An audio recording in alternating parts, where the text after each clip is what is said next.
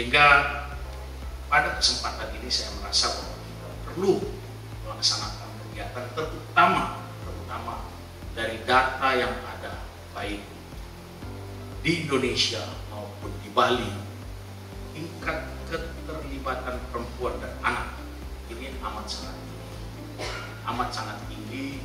Maksud saya, kalau perempuan dan anak ini, anak kalau dalam undang-undang perlindungan anak kan di bawah 18 tahun, tapi data dari kita itu antara 15 sampai 19 tahun. Bahkan yang menjadi kurir bukan hanya pengguna itu di bawah 15 tahun.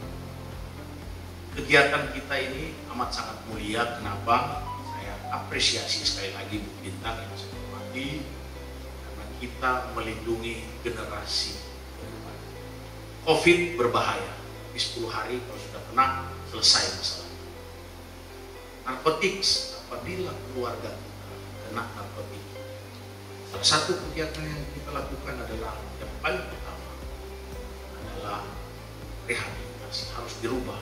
Karena narkotik ini adalah victimless crime.